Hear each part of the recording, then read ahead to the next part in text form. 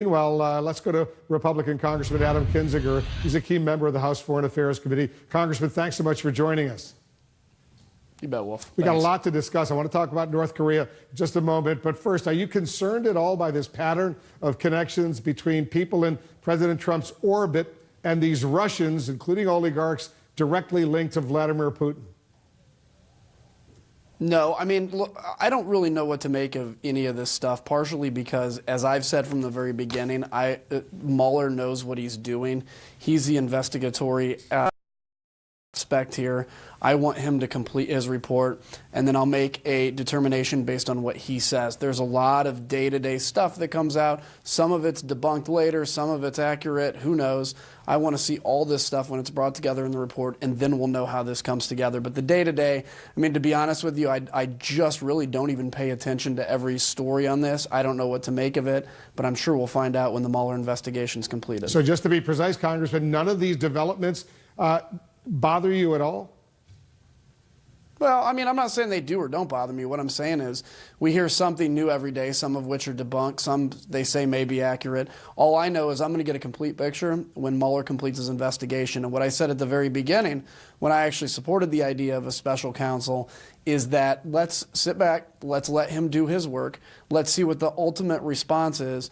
And what I can't do is on the day-to-day have an opinion on it because I just don't know until we see the complete picture. And I think Mr. Mueller is going to give that to us, whatever that is. As you know, the president ran on a campaign in which he promised he was going to drain the swamp here in Washington. But as we now see, his longtime friend, his longtime personal lawyer, Michael Cohen, was pitching himself for access to the president, very, very lucrative contracts. Does that bother you? Yeah, that bothers me. I don't know much about his personal lawyer. I've never met him. But if somebody goes around and says, you can buy access to the president, if in fact that's true, that would be very concerning. And again, that's going to be something where he may end up having to pay a massive penalty, whether it's criminal or civil, for that. We'll see when this all comes out. That doesn't necessarily mean, though, that the president was part of it. And I think to make the leap that somehow this would involve President Trump, I don't think is true. Because what I can see is a guy like Michael Cohen basically saying, look, I'm Trump's personal lawyer. I can get you in front of Trump without Trump having any idea of it.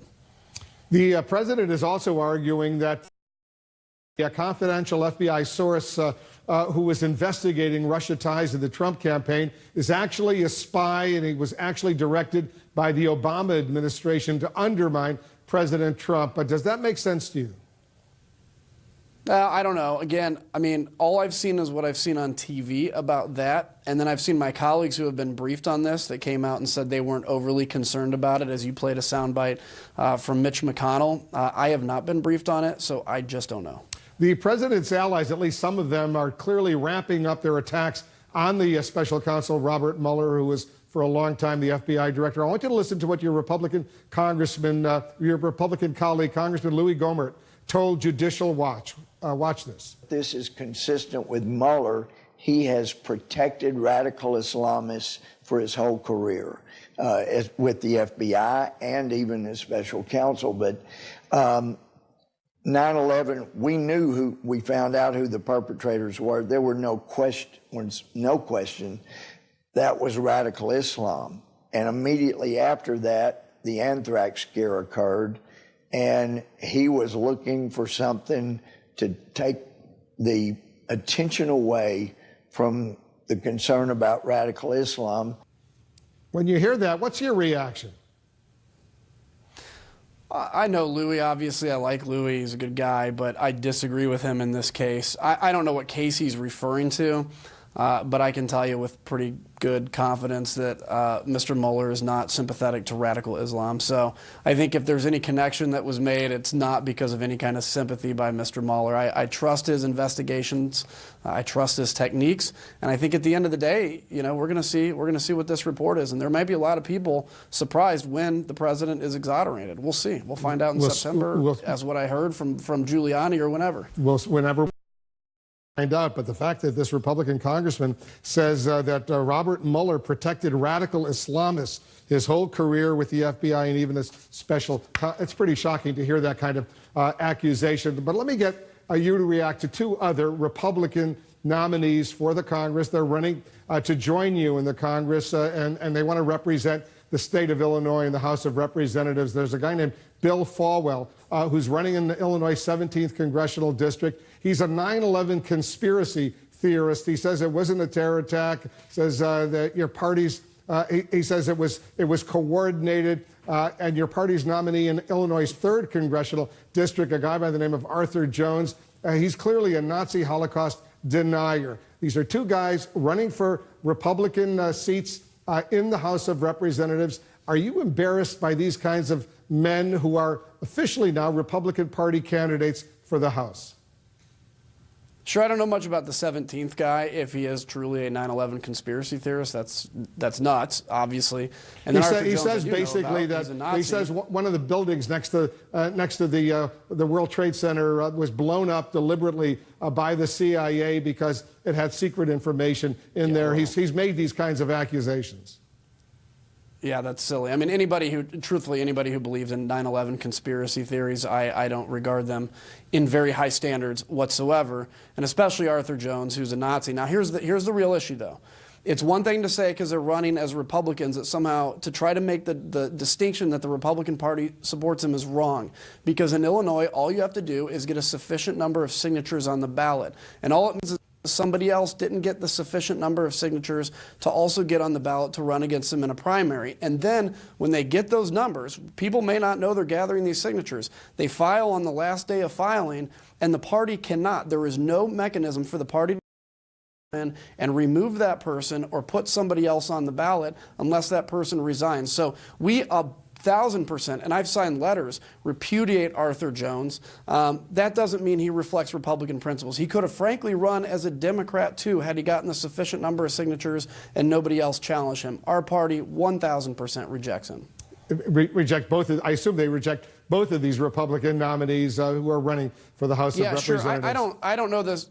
I don't know the 17th District guy. I do know Arthur Jones. I know what his background is, and I 1,000% repudiate it. Okay. And of course, I'm not a 9/11 conspiracy theorist. Of course not. No, you're actually a war hero. You served in the U.S. military in Iraq and Afghanistan, and we're grateful to you, Congressman, for your service to our country. But let's talk about North Korea right now, a subject that's clearly in the news. 2 days ago, the president said there was a good chance his June 12th summit in Singapore with Kim Jong-un would happen. Yesterday, it was suddenly called off. Today, he said, we'd like to do it. It could even happen on the 12th of next month.